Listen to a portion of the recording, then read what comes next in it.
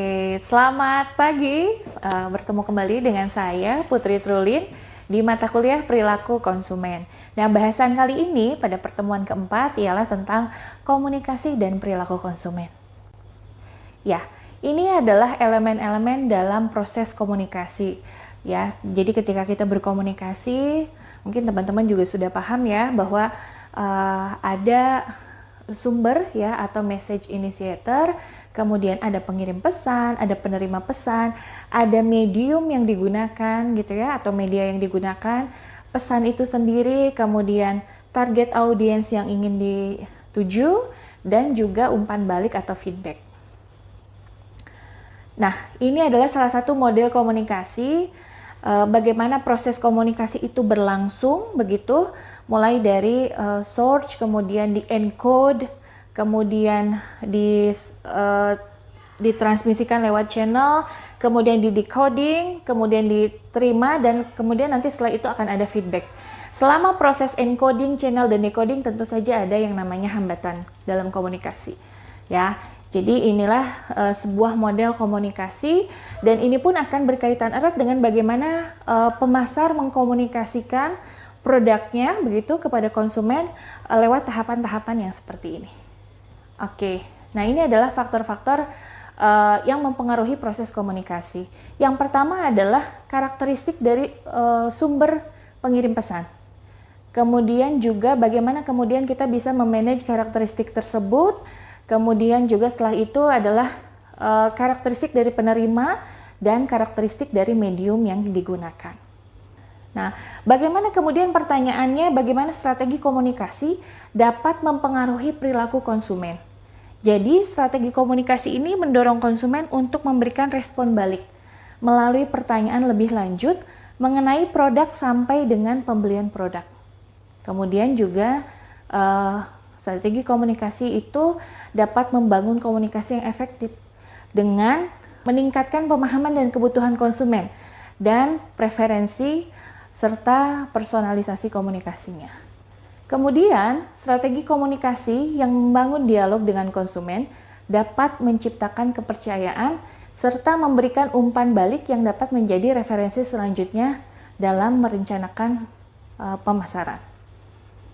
Tahapan membangun hubungan dengan konsumen itu apa saja sih? Yang di awal, yang paling pertama tentu saja bagaimana kita membangun kesadaran, awareness ya. Tahapan awal ini dalam membangun hubungan dengan konsumen adalah membangun kesadaran ya melalui komunikasi yang dilakukan oleh pemasar lewat misalnya iklan gitu ya.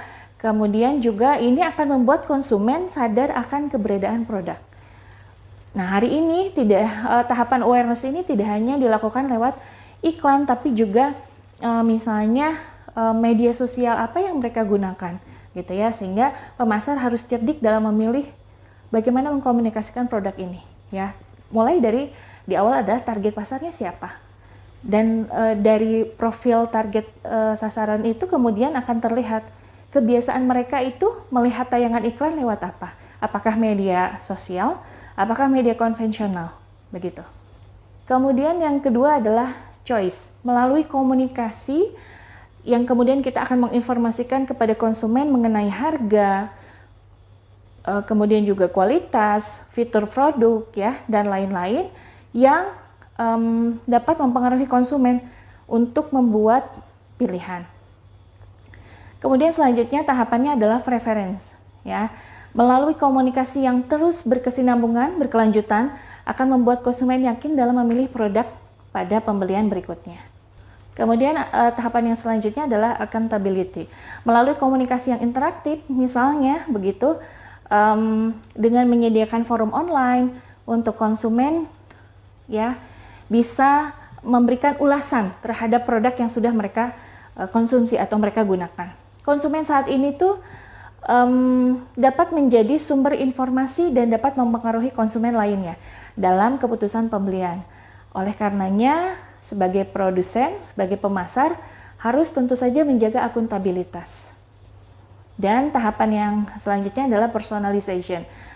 Dalam tahapan ini, pemasar atau produsen memberikan informasi mengenai produk yang konsumen yang konsumen sukai ya, yang mereka tuh kira-kira akan menyukai produk ini begitu.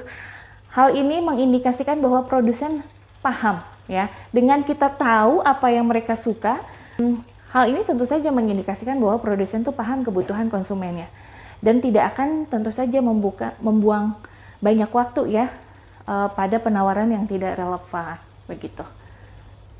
Nah, bagaimana kemudian tadi membangkitkan awareness gitu ya, sampai kepada tahap yang paling tadi, personalization. Ini adalah beberapa cara yang dilakukan oleh para pemasar, bagaimana kemudian menimbulkan awareness, bagaimana kemudian consumer journey-nya konsumen itu begitu ya, perjalanan konsumen itu bisa dari mulai dia aware, interest, decider, kemudian mereka tertarik, ada ketertarikan, kemudian memutuskan untuk membeli, sampai terakhir misalnya mereka memberikan testimoni yang secara tidak langsung adalah mereka tuh sedang mengadvokasi calon konsumen lain gitu. Pemasar bisa menggunakan beberapa tips ini untuk mengkomunikasikan produknya kepada konsumen. Nah, misalnya kalau mereka menyisipkan humor appeal di dalam iklannya, ya bisa dilihat dari contoh ini begitu ya, bahwa ternyata misalnya minuman bersoda ini tuh digemari tidak hanya oleh kalangan manusia, misalnya seperti itu ya, sehingga membuat orang semakin aware terhadap produk yang diiklankan. Nah, dengan iklan yang misalnya seperti ini begitu ya, peer appeal ini, pemasar tuh sebetulnya memainkan perasaan insecure ya di diri konsumen, misalnya seperti itu. Jadi bisa dilihat di contoh ya, ini adalah wajah seorang wanita yang dia misalnya terus-terusan merawat gitu ya, seiring berjalannya waktu, usia, dia terus-terusan merawat wajahnya dengan krim kecantikan gitu ya yang diiklankan, dengan yang satunya lagi yang kemudian mengabaikan, yang mungkin menganggap bahwa penuaan adalah hal yang alami dan tidak perlu ada pertahanan begitu ya, tidak perlu ada perawatan, sehingga ya sudah alami saja, misalnya seperti itu.